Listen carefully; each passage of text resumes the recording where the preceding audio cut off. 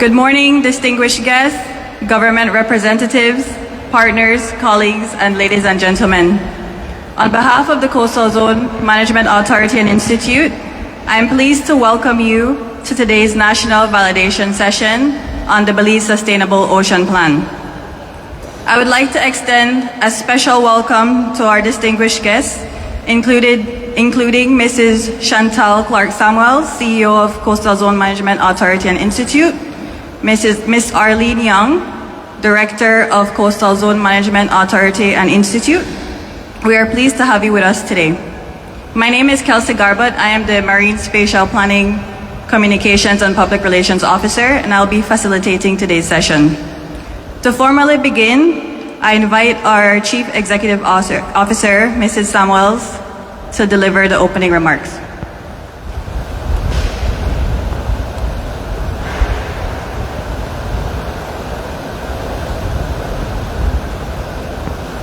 Good morning, everyone. Thank you for that introduction, Kelsey. On behalf of the Board of Directors, management, and staff of the Coastal Zone Management Authority and Institute, it is my pleasure to welcome you to this national validation of the draft Belize Sustainable Ocean Plan. And while Ms. Garbutt has already acknowledged you, I would particularly like to acknowledge representatives here from the Government of Belize, members of our MSP Steering Committee and core team, our technical partners, various representatives from the coastal communities, fishers, stakeholders in tourism, non-governmental organizations, members of the private sector, and all other special invited guests. Today represents a very important milestone in Belize's national marine spatial planning process that began in October of 2022. Belize's marine spatial plan is called the Belize Sustainable Ocean Plan, or we use BSOP for a shorter term. And that plan is intended to provide a coordinated, science-based, participatory framework for how we manage Belize's ocean space. It will allow us to balance biodiversity protection with the need to sustainably develop as a country, to safeguard traditional use and livelihoods, cultural values, and the needs of current and future generations. The development of the plan, as I mentioned, dates back to 2022, and over time there has been extensive consultations, but also extensive collaborations and partnerships. Through the work of our core team, our steering committee, our technical working groups, sector consultations, community engagements, which were numerous, the implementation of the ocean use surveys, other technical assessments, and sensitization sessions held across Belize. All this work has contributed to the knowledge that's captured in the plan, but most importantly, the aspirations of the Belizean people for that space that's out there. Most recently, as you may recall, the draft BSOP was offered to the public for a 60-day public inspection period, which began on May 25th, and that period concluded on Friday, July 24th. And during that period, we did not only offer the plan, but we revisited coastal communities who we've partnered with over the years. We've held sessions with partners in government, conservation, and the private sector to further sensitize what's in the plan, to get feedback, to hear the concerns, and how this can be approved so that at the end of the day, it is a plan for all. The feedback we received demonstrated broad support for sustainable ocean use and management and biodiversity protection. And to be honest, at the same time, stakeholders raised important concerns about key topics like fisheries access, securing livelihoods, the clarity of the zoning boundaries, strengthening enforcement, improving upon institutional coordination, ensuring that communities are meaningfully engaged, transparency, and access to reliable spatial information. And so those concerns were heard. And we want to emphasize today that while some are not directly bearing upon the BSOP, we cannot divorce those concerns because they're intricately weaved into the BSOP. They're central. And so we recognize too that this plan will only be effective if people can understand it, if they can use it, if they can readily access it, and that they have confidence that it will be implemented and it will be enforced fairly and consistently. So today's validation session is not just a procedural exercise for us. We are vested in this. We come here, we're genuine and we are sincere, and we want to hear your concerns, we want to hear your recommendations, and we want to ensure that these are captured in the updated plan. I therefore encourage everyone to participate openly, constructively throughout this morning's discussions. Your questions, your technical knowledge, your community experience remain essential to ensuring that the final plan is credible, it is inclusive, and it reflects responses to your priorities and national priorities. I extend our sincere appreciation to every single person in this room, every organization that is being represented and that has contributed to the process so far. We recognize it takes a lot to attend these meetings, to consistently voice your concerns, to be the watchdogs. We understand and we appreciate it. Thank you for joining us at this very important part of the development of the Belize Sustainable Ocean Plan. I wish us all a productive and meaningful validation session here today. Once again, welcome, thanks, and good morning. I turn over back to you.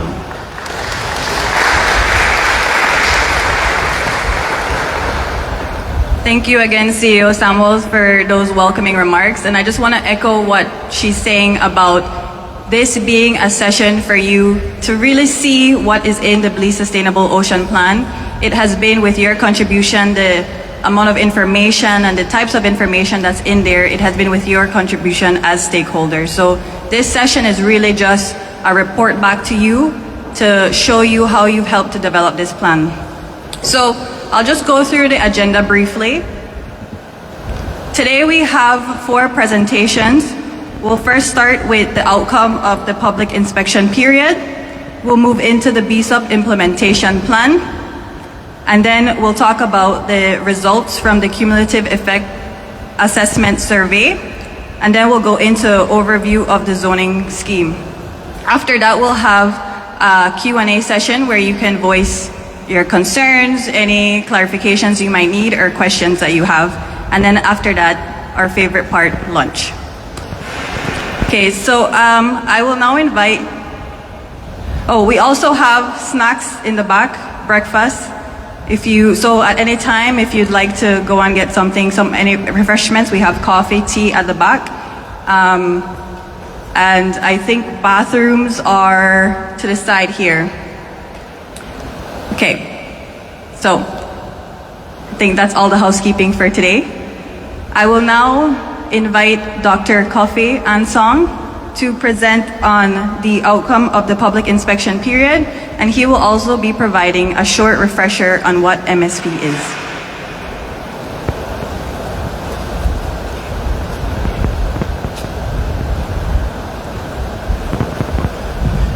Hope I can take this one out. Thank you, Kelsey. My name is Kofi Ansong. I've been working the CZMAI team with the the drafting of the plan. And as Kelsey already said, I think what I'm going to go through is more around this is what you said, and this is how it's being used to update the plan in terms of the draft plan that we have. But my presentation is going to be in two parts. So first of all, I'm going to start off with a bit of setting the scene of what marine spatial planning is. And I think it's important because sometimes if you are on a journey, you need to understand where you are starting from to have a bit more clarity on where you are going. And that's what we want to achieve with this in terms of talking through what I'm sure you've heard it over and over again about what marine spatial planning is. But per the UNESCO IOC definition, it talks about MSP being a public process. Yeah, a public process because you need the people involved when it comes to what you are developing, especially when we talk about marine spatial planning being participatory. You need the people behind. That's why it's a public process. But then what are we doing with this public process? Throughout this public process, what we want to do is to allocate and also analyze the distribution of human activities. Whilst we are doing that, we have three main objectives over here, which is the ecological objective, the economic objective, and also the social objective. And that's what we want to achieve. We don't want to just achieve one or the other, but all these three to ensure that there's a balance across these three objectives. Again, one thing that we also say that this has to be usually specified through a political process. And indeed, marine spatial planning is very political, and it has to be political just because you want to ensure that everyone is behind it. There's policy in place to support, there's institutions in place to make sure that whatever that you've said in the plan can be implemented and can be enforced, and there's a compliance mechanism behind what you are proposing in the plan. So two things that we normally say within marine spatial planning, just to say that, and also this is relevant for the BSOP as well, that within the BSOP process, it has to be multi-sectorial and also participatory. Multi-sectorial because you bring it together a number of different sectors as represented here today. We are all coming from different organizations, individuals also as well. We all have our opinions, and it's important that that's reflected within the plan. And we also say about the MSP itself, in this case the BSOP, being the instrument through which you achieve the objectives that I talked about. And that's why I went through public inspection period, we got your views, and we are we are on the journey towards developing the final BSOP document. What is not marine spatial planning? What is not marine spatial? It's important that sometimes you scope what's in and what's out, so that there is clarity about what you are able to achieve and what you are not able to achieve as part of the BSOP process. So some of the things that we say is that MSP is not the same as marine protected areas. It's not the same as marine protected areas.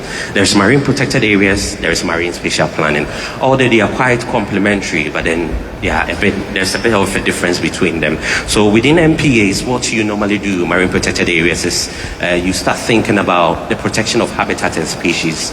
Whilst within marine spatial planning, you are thinking about how do we manage human activities just to make sure that they are not having adverse impacts on the environment, which is a bit different because one is concerned about human activities, one is concerned about habitat and species, but then they are interrelated. So you need to ensure that MPAs are included within your marine spatial planning or your BSOP. The second thing that we talked about is that we are not only looking at doing environmental planning or social planning or economic planning. What we are trying to do is to bring all of these three together to make sure that whatever that we are doing, there is that kind of overarching picture of what you can deliver when you are looking at the marine space as well.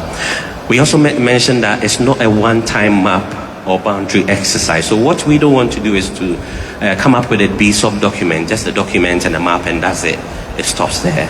That doesn't help anyone. What we want to do is to make sure that it's a process that's adaptive process. It's iterative over time. You review the plan itself. You go out for a bit more data, and you make sure that you are building on the plan over time. So we just don't want to end up with just a map. I think the process goes beyond that because you are engaging people, you are talking to them over time. It's also not sector by sector management, and I think this is important because that's what we want to move away from. I think traditionally a lot of marine management has been fisheries go into the room, they do their plan, and it stays there. It stays within the people that prepared the plan. Tourism will go into a room, they prepare the plan, and it stays there. What we want to do is to make sure that there is that kind of intersector and integration across all these sectors to make sure that whatever is being developed by fisheries, whatever is being developed by tourism, whatever is being developed across all the sectors, there's a bit of integration across them to understand what's happening across all these different sectors. It's also not a replacement for sector management. What's important is that we still want to have sector management. We still want to have our fisheries management plans. We still want to have our MP management plans as well, strategies. These are all important. We still want to have our tourism action plans in place because they are important. It's a way of thinking about the sector and the direction of travel. So MSP doesn't replace that. That's still important and this has to work. The last thing that I wanted to say is that it's not an end in itself. So all the issues, all the problems that we have in the marine area, I don't think it's possible for the BSOP to address all of it. I think that I talked about it being an adaptive process. So you collect a bit of data, you build on it over time. And I think if you look across a lot of the global examples for marine spatial planning, that's how it's been. You know, you're not going to achieve all the success, especially if you're developing MSP for the first time. And I think that's really important in terms of you pick up all the issues, and sometimes some of the issues has to be addressed within the second generation plan that you are going to prepare. So with that said, I think it's been a lot of talking, but then what you want to hear is the information that you gave and how that's being used to develop the marine spatial plan. That's what I'm going to get into. So just to give you a bit of an overview in terms of what this presentation is going to cover, I'll go through the geographical scope. I'll talk about the BSOP table of contents in terms of the draft plan and what we want the final plan to look like. Then I'll talk through the public inspection period, just a quick overview of what was done within that period and the stakeholders that we got comment from to inform the final BSOP. Then the feedback synthesis, how did we analyze the information that you gave us? Then I'll talk through the key themes that were emergent from the consultation. So we try to put all your comments under different themes. It's easier that way to address it and also to present it to you as well. Then some of the resulting changes that we are looking forward to in the final BSOP, then I'll end up with the next steps in terms of the process or the journey towards finalizing the BSOP. So quickly, this is the geographical area that we are talking about, and I think you know this quite well. You've seen it a number of times. It's just a way of reminding ourselves what we are dealing with in terms of the scope. So it's the ocean zone, the internal waters, the territorial sea, and also the EEZ. What's important that I wanted to mention is that a lot of the things that we've been dealing with, the issues that we've been discussing and in terms of the BSOP, goes up to the coastal line. And there are other processes in place such as terrestrial planning, ICZM that comes into place to address a number of the coastal and also terrestrial issues, especially when we are thinking about land reclamation and a lot of the terrestrial issues that we normally mention. So moving on from there, this is how the draft BSOP looked like. If you went through the document, you see that it followed this structure. It's important because I wanted to show you what's going to change in the final BSOP. And this is how the table of contents is going to look like. The major changes over there is that in the final BSOP, we'll add in the implementation plan, we'll add in the monitoring plan, and then there's already ongoing work when it comes to cumulative impact, which I think there's a presentation after that will go into the details of it. But just to tell you that, yes, these will all be added when it comes to the final BSOP document. Again, there's work when it comes to some of these key sectors that's being done through the National Ocean Zoning Framework. So that's being updated and that will be reflected back into the final BSOP. But then there will be presentations to talk about that one later on. The public inspection period, so this started from May 25th to July 24th. And I think before that there were media runs just to sensitize what's going to be done throughout the process, how we're going to get your feedback. So that was done. Again, CZMAI used different approaches to get your feedback. I think there were survey, there were also some community engagement as well. I know there were some sector by sector bilateral meetings as well. Then there were written responses. People sent in written responses. as well. And throughout the process, there was also the validation was carried out for the BPZs under milestone 6. That also happened as well. This is an overview, a quick overview about the agencies, the stakeholder types that send through comments, and we receive feedback from them.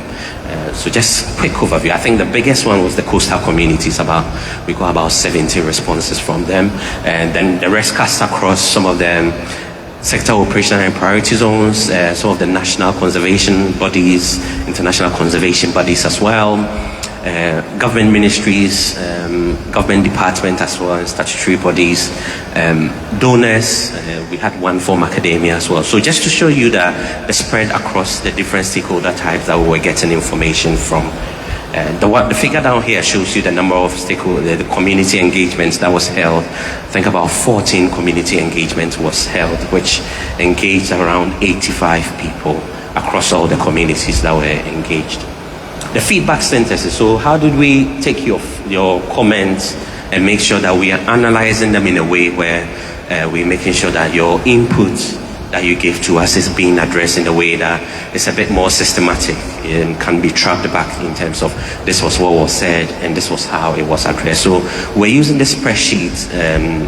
This is just an example of how the spreadsheet looks like. So it goes through, we try to number the comments and then show you the section that it falls under. Is it under section 1? Is it under the executive summary? And then we note down the comments. Then if you added a recommendation about how the comment needs to be addressed, that will be captured as well. And then it goes to CZMAI tells me how they want that comment to be addressed. I look at it, then I also give a response in terms of how that comment could be addressed within the final BSOP. So that's how it's structured, and that's what we use. So we list all the comments in there, then we go through the whole process of checking if it's been addressed or not. And that helped us to come up with the themes that we have. So about 7 themes, that's what we had, about 7 of them. And I'll quickly go through these themes. I'll tell you about what people said, and later I'll tell you about how we've addressed it, or if it's not being addressed, if there is a response to it, I'll also tell you the response to it as well. So the first one is the structure of the plan itself, and the wording, sometimes the wording around the plan. The second one is the social outcomes and equity. The third one is around stakeholder engagement, which is a bit based to ensure that that's being achieved. The fourth one is the zoning maps and sector integration. So there were some comments around the maps that were in BSOP. So just to point that one out. So for example, when it comes to cumulative impact, people mentioned about species and how that could be better managed. Then there was implementation, then there was also monitoring and evaluation, but I'll talk through the people's comments over there. So structure and wording. I think the feedback over here, people were looking for a bit more clarity around sometimes the wording. So just to give you an example, there was a sentence in there around the vision, the BSOP vision led to the development of the BSOP, which wasn't the case actually. It was more the guiding principles, the goals and objectives. They were the ones that were driving the whole process. So something like that, so that it's a bit clear on what we are communicating to people. So there were issues around that in terms of the wording. People mentioned around the structure. Specifically in section 3, if you've gone through the document, was on the visions, the goals and objectives. But then the comments that we received was to move that one into section 2.1 after the purpose of the BSOP. So there was that request to also clarify and strengthen the links between the BSOP and the blue economy policy, which we try to address that. And then also when it comes to capitalization, is there, so for example, policy should it be a capital P or a small p? Some of these things, although they were pedantic, but people wanted us to address some of these issues. Social outcomes and equity. So the feedback that we got was that people felt the BSOP is really strong when it comes to ecological targets. So 30%, that's all good. But then when it comes to the social aspect, people felt like that wasn't really coming out strongly in terms of how the BSOP is going to achieve those social outcomes. So the request over here was that the BSOP needs to address livelihood safeguards. You know, what does it mean when it comes to gear replacement, when it comes to fuel subsidies, small grants? How is the BSOP going to achieve that? There was also a request for benefit sharing mechanism when it comes to compensation as well, especially in areas where there's been displacement of activities. People wanted explicit protection for artisanal and small-scale fishers, as well as people wanted to see gender disaggregated data. So within the plan itself, we had a figure that shows you the number of people that have been engaged throughout the BSOP process, but people wanted to disaggregate the data into how many people were men, how many people were women. So we got such comments as well.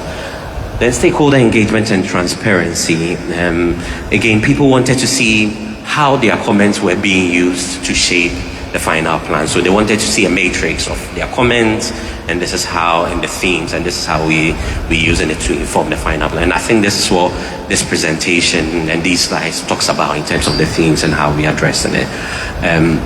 Again, there was a comment to say that, yes, communities have been engaged, they've been consulted, but what's going to be their role when it comes to implementation? You know, people wanted to see that communities are having a whole role when it comes to implementation and monitoring and evaluation. So we got that feedback. People talked about FPIC, which is the free, prior and informed consent, especially when you are talking about indigenous groups and also traditional communities. I think their feedback was that they wanted that to be a bit more stronger within the BSOP. Then the last one was gender balance and participation. I think the comment related to that was, yes, it seemed there was just around 30% women participating in the whole process, but then what was the weight of the decision making when it comes to decision making? What's the role of women when it comes to the decisions that were taken in the final BSOP? But I'll talk about how we responded to that later on. The maps, again, some of the activities people thought were overlapping and they were quite vague, and people wanted to see a bit of a separation between all the sectors. I think the feedback that we got was that people wanted to see a one map that brings together all the activities and all the zones into one overarching and comprehensive spatial plan. That's what people wanted to see. Again, there were comments around mapping critical habitats such as feeding areas, calving habitat, migration corridors, and spawn and aggregation. So that was the comment that we had. There was also a comment around if we could have a zoning typology table. So within this table, it will show you all the activities on all the different zones to tell you, okay, this is allowed, this is not allowed. Yes, there's a yes and no kind of table. But then again, I'll tell you later about how we address that comment. Cumulative impact and species specificity, then this was not really part of the draft, but then people had comments around it where they wanted to see a cumulative impact assessment included as part of the BSOP. So that came through. People mentioned strengthening safeguard for dredging, land reclamation, and large coastal infrastructure. There was a comment around if you could have ecologically sacred sites or no-go zones within the BSOP. Explicit measures for endangered species such as manatees, sea turtles, and also seabed. And then strengthen protection of fish spawn and aggregation and also key fisheries habitats. This came through as well. Implementation, people thought the vision, the goals, the objectives are very strong, but then what does it mean when it comes to implementation? How is that going to look like? So people really wanted to see an implementation plan included as part of the BSOP. Again, define what's the enforcement mechanism, how would conflict be managed, in case it comes up. So in terms of a conflict resolution plan, again, compliance funding, avenues for stakeholder redress. There was also a comment around the fact that the plan development process itself is very participatory. There's been a lot of engagement that has happened, but then when it comes to the actual approval of the plan, people thought that it was quite centralized. So there was a question about how do you open up the approval of the plan itself, that process. And so these were some of the calls that came up in terms of people wanted to see timelines, responsible institution, finance, and again, the EPZs, what does it mean when it comes to access to blue bond finance, and what's the role of sustainable finance and when it comes to the BSOP? Monitoring and evaluation, I think this was quite simple. People just wanted to see a monitoring and evaluation framework that had indicators that can be tracked. Again, people wanted to see what's going to be the review cycle, how would a lot of the feedback that's collected through the monitoring phase going to inform the zoning processes and management decisions as well. the resulting changes and responses. So this is why I tell you about how we are addressing a lot of the comments that we've received so far. So I'll start with the first one, which is the structure of the plan and the wording that we've been using within the plan itself. So we've moved section 3 to section 2.1, just after the purpose of the BSOP. And I think it flows quite well because you talk about the purpose, then you start talking about the vision, objectives and all that. We've tried to strengthen the links between the BSOP and some of the other strategies, especially the blue economy policy. And there were some suggestions for references that we've added. A lot of it were related to some of the legislation that we have, so we've tried to add that one in as well. There were some earlier reports before even the BSOP started that we've also tried to reference them within the BSOP document. 2 is the social outcomes and equity. Remember I mentioned people were talking about livelihoods, how was a lot of the community issues addressed, and I think with discussion with the team, they did indicate that there is a community use zones that forms part of the BSOP. And I think the suggestion over here is that community use zones is a way of delivering that kind of social outcomes, because these are zones that are important for traditional activities as well. So all these zones are involved in here. In a way, the compatibility matrix was also used as well as a way of starting to think about displacement issues and how that can be addressed within the BSOP. So that's in a way already addressed through the whole process. When it comes to livelihood, safeguard, benefit sharing and compensation, the thought was that sits outside the remit of marine spatial planning and the BSOP, and that could be better addressed through some of the sectorial planning processes. So that was the response that came. Again, we've tried to produce a figure that tries to disintegrate the various numbers that we were getting into women and into men in terms of addressing the gender issues that people had comments on. Stakeholder engagement and transparency. Again, the comment here was around FPIC, which is the free, prior and informed consent for traditional communities and also indigenous groups. And I think the response over here is that the BSOP itself produced a stakeholder engagement plan, and also there was a social safeguard framework. And I think that considered all these concepts as part of the development of that plan and safeguard framework as well. So in a way, that's been addressed as part of the stakeholder engagement plan. And the BSOP process followed the stakeholder engagement plan. Gender issues, I think a lot of these would also be picked up when we have the implementation plan, which will be presented on later as part of this program. Women were also involved in the decision making when it comes to the BPZs in terms of how were women involved in decision making. I think that was one way of facilitating their voices, women voices as part of decision making when it comes to the designation for the BPZs. Zoning maps and sector integration. We've come out with a zoning typology table which has been added to the BSOP documents as an appendix. Again, I think Sam will be doing a presentation later on and he will show you how that typology table looks like, which has been included now. And I also mentioned that there's been some updates that's already happened on the National Ocean Zoning Framework, and that will be presented on as well, including the maps, and it addresses most of the issues that were raised by people.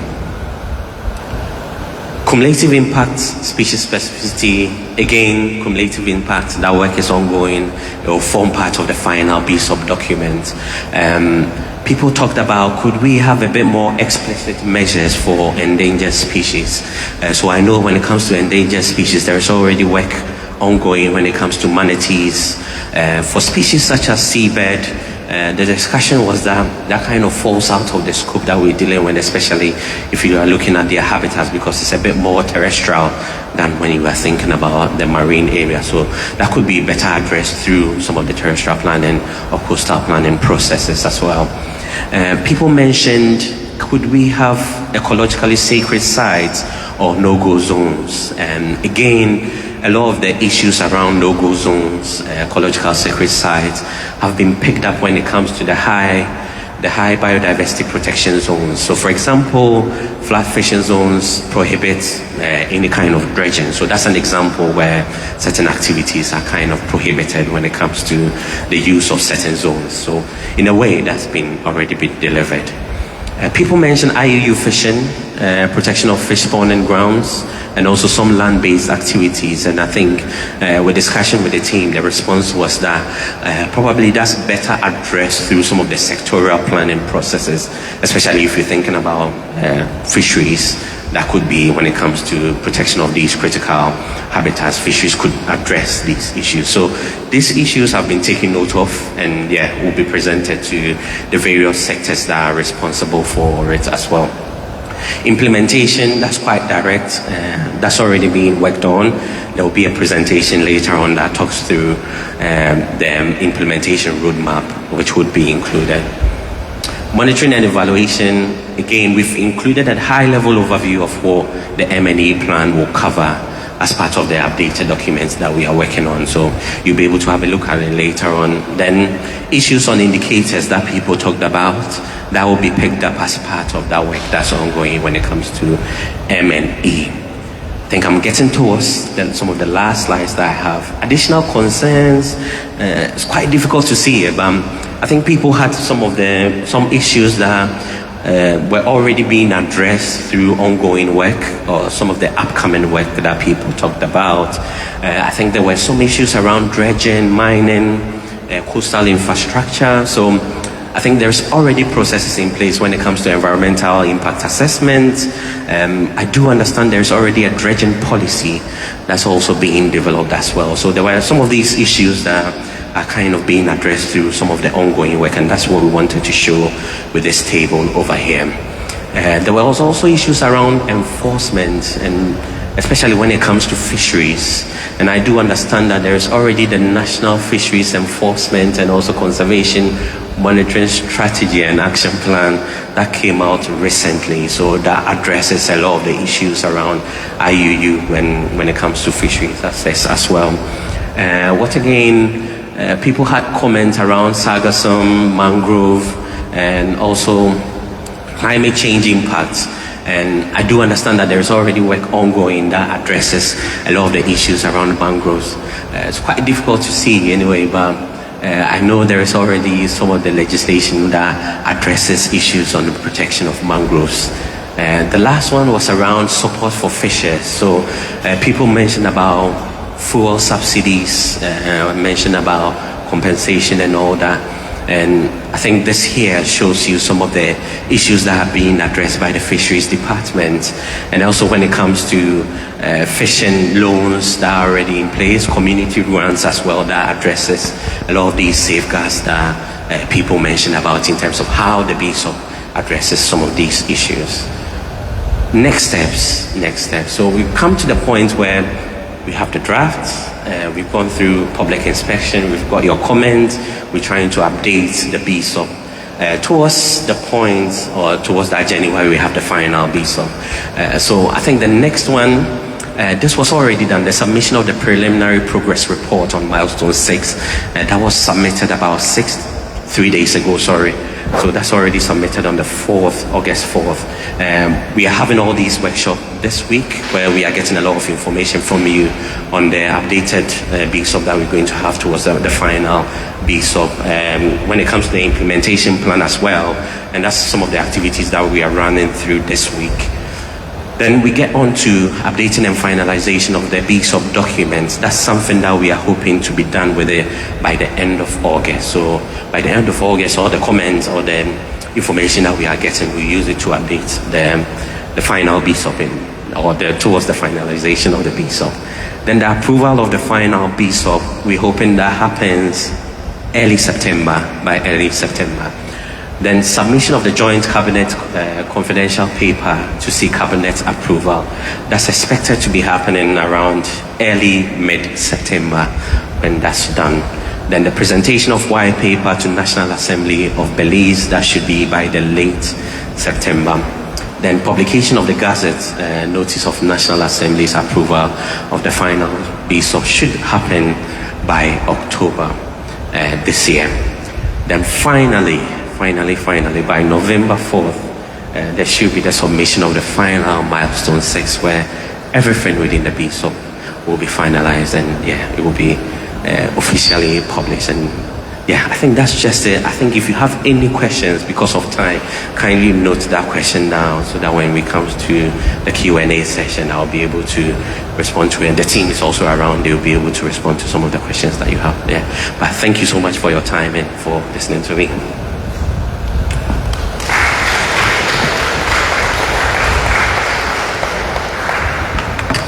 Thank you very much, Dr. Ansong, for that thorough review of the adjustments made to the draft Belize Sustainable Ocean Plan. We'll move into our next presentation, which is on the BSOP implementation plan, and this will just cover an introduction to the implementation plan. So I'd like to invite Director Young to come and deliver this presentation.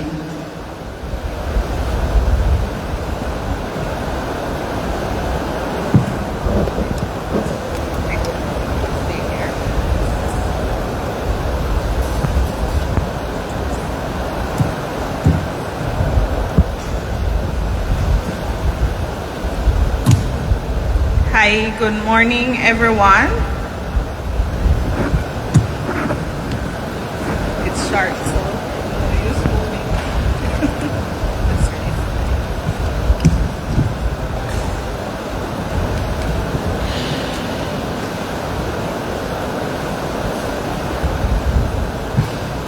All right. Okay. Hi, good morning, everyone. So my job today, let me introduce myself. My name is Arlene Young. I'm the director at the Coastal Zone Management Authority and Institute.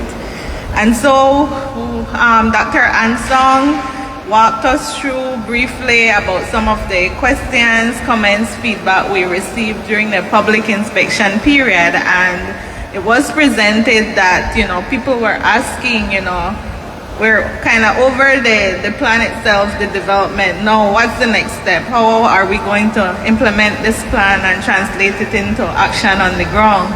And so the implementation plan really is that tool that will bridge us to move into action.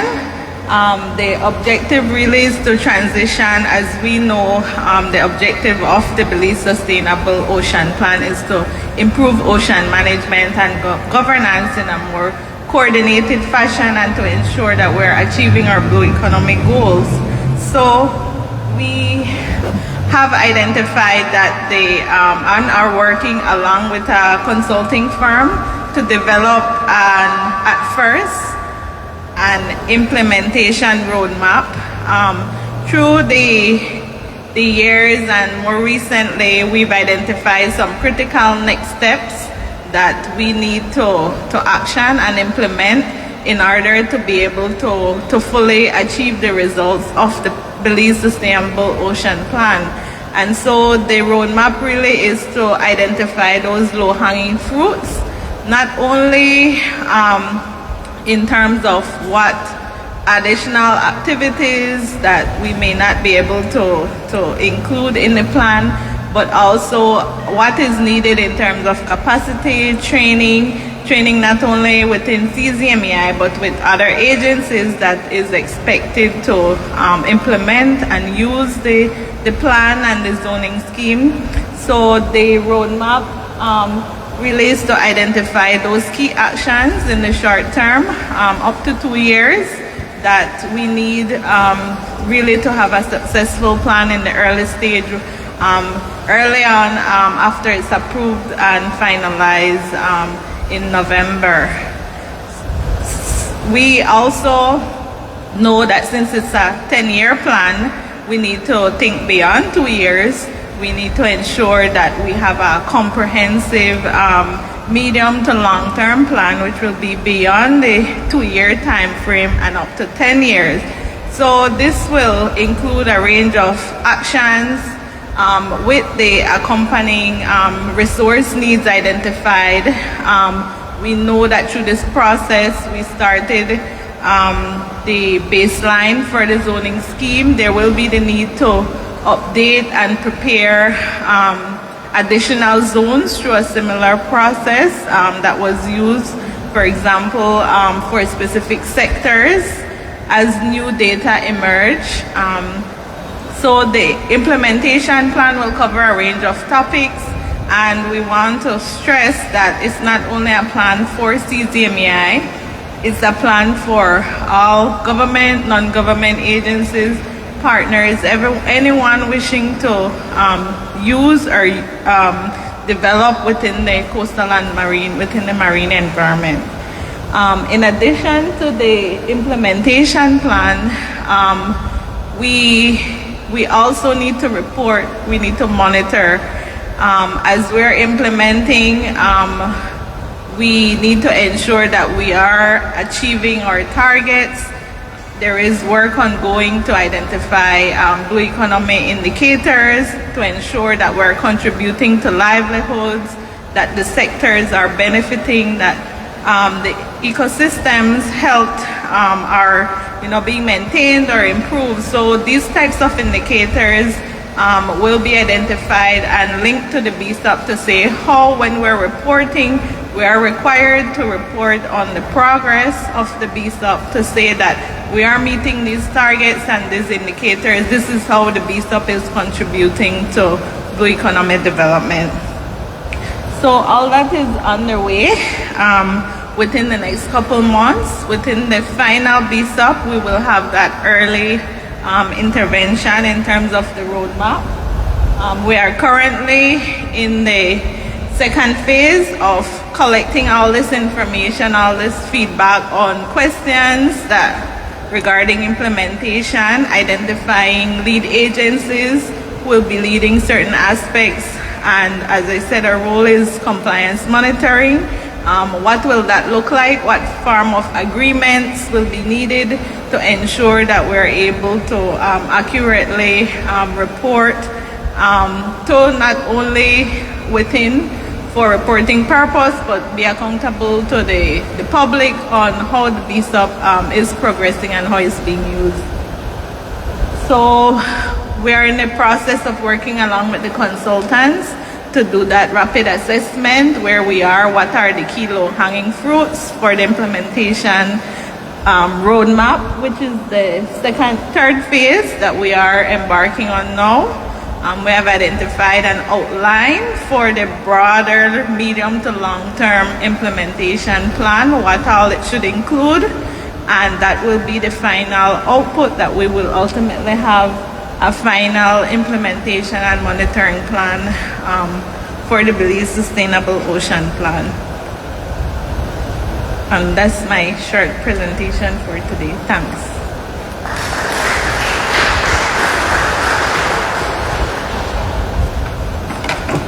Thank you, Ms. Arlene. We'll move into the next presentation now, presented by our MSP coordinator, Ms. Janelle McNabb, on the cumulative effects assessment findings.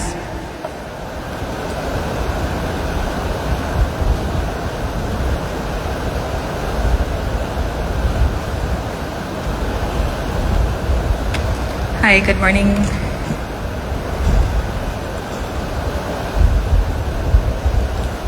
Okay,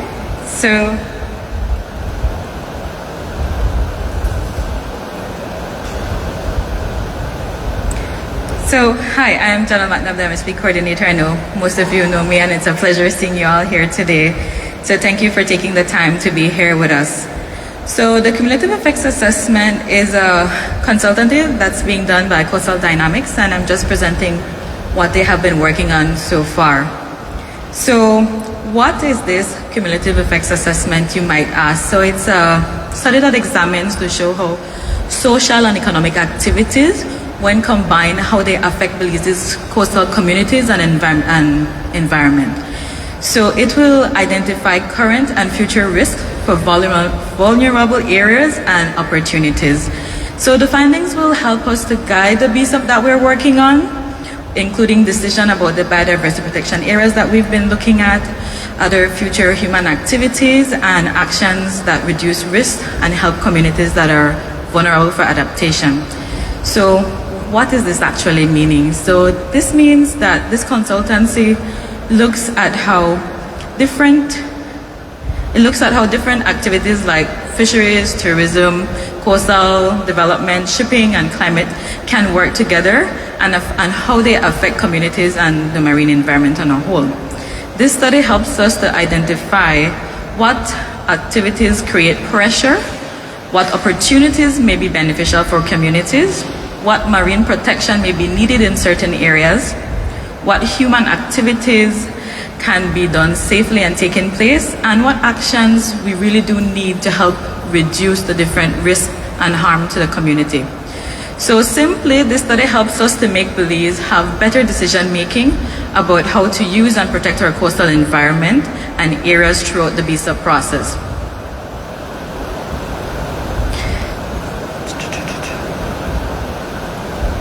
So, the cumulative effects assessment. So this diagram just shows us how all these different aspects comes together. So we call them the main drivers, and the cumulative effects assessment happen when different drivers like population, tourism, marine ecosystem, when they come together, they can change or combine together over time, and this helps us to understand the pressures on different environment. So it affects current activities, it affects plan and development, the possible future activities, and climate change. So this graphic shows us how, like I mentioned, tourism, fisheries, shipping, and coastal development can interact with climate change and create added pressures to our communities. And we do know that some of our communities are very vulnerable based with climate change and different pressures that are being done against them. So we needed to understand to what degree and how this is happening. So many coastal communities do depend on the sea and coastal environment for their livelihoods and foods. As we all know this, we are all from these areas and we understand these pressures. So it is therefore important for us to consider how these combined pressures affect our jobs, our food security, flooding, health, and the overall well-being of our people. So this study that has been done looks at 3 different time periods. We're looking at what's currently happening, the 5 years after implementation, and then 15 years after implementation. So it's not just stopping here where we are. We have to look at the gradual change against the course of time of what's happening. By looking at these pressures together rather than separately, it gives us a better understanding and helps us to make fair decisions for Belize and how we can go about better with our protection and use of our marine space. It will also help us to identify and safeguard communities that are most vulnerable, as we have been seeing this happening and occurring on a daily basis of different communities.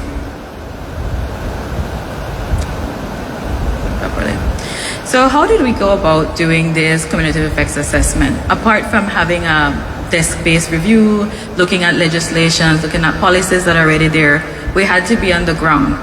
So the team came in country, they had trained different students and community members to conduct surveys and interviews within all the coastal communities. So a total of 809 surveys were done. There were several focus group sessions in different communities that were being hosted. There were interviews as well. So this gives us an understanding of exactly how the community is feeling, what pressures have been working against them or for them, to let us more understand how we could go about more understanding the pressures of our coast, how it will ties into the BSOP, and how we could further make proper decisions. So what was the outcome of this? So the team gathered several thematic areas as a cumulative, looking at all the feedback they have gotten across all communities, and these were the main themes that came out strongly. So we had marine resource dependency. As we do know, coastal communities means that they depend on the marine space for their livelihoods. So these areas are dependent on lobster count and fish, but it's also seen that this creates a pressure as well because stocks are being depleted. So it has been mentioned that there needs to be some type of diversification within, so a different alternative within these areas to help these people. So these are some of the main things we have not only seen in the CEA, but has also been reported in the previous presentation, that we see that there's a lot more that needs to be done, and some of it cannot be directly addressed by us, but we have to relay this to the relevant ministries and organizations that can. So marine governance and enforcement, again, this is something that we have been hearing over the course of the BSOP process and of every consultation that we've been having. So having these things documented and showcased, let us understand that this is needed. Enforcement is needed, better enforcement is needed. There's a lot of illegal fishing, and this is where our partners at Fisheries Department, they come in and assist us with these type of things, because us at Coastal Zone do not have the mandate for some of these things. But it's good to understand what the community pressures are. Community frustration and trust. Again, this is another big issue that has been coming up for years, that, you know, people are fatigued of these process. They're tired of coming to these things without any direct end results happening. So there's some things we have to change and adjust to make sure that people are getting the best outcome, the best fit for them as well. And there's that trust within the community that we're actually taking their word and making some type of effective change. We can also look at tourism opportunities and pressures. So tourism identify growth within the different areas. We know that tourism is something very vital for our community, and a lot of people depend on these tourism activities. Apart from being fishers, we have a lot of people that overlap within these areas. So these are things that we have to keep in mind when we're looking at people and their livelihoods.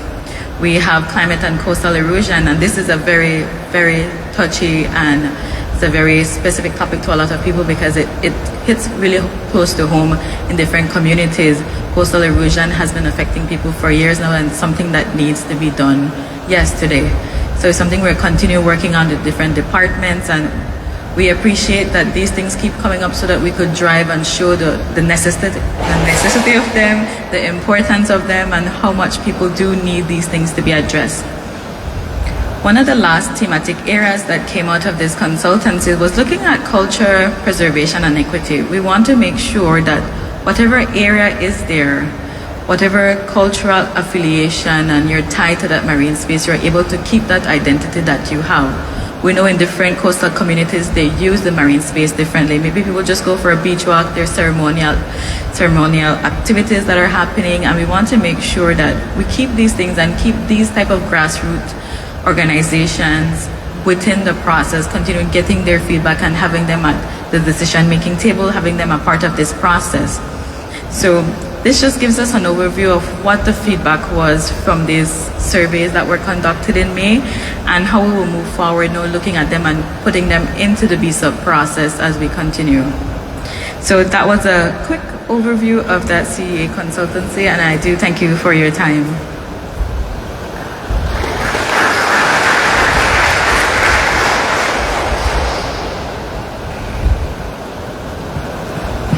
Thank you, Janelle, for that presentation on the CEA findings.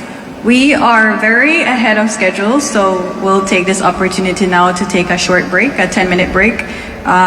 So there's snacks in the back. There's coffee, tea, orange juice. I think there's some banana bread.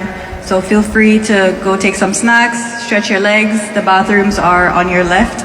And then we will resume back at about 10:15.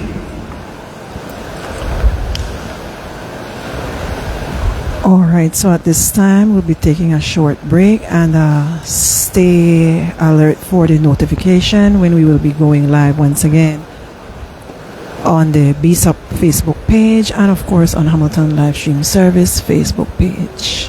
Stand by for the notification.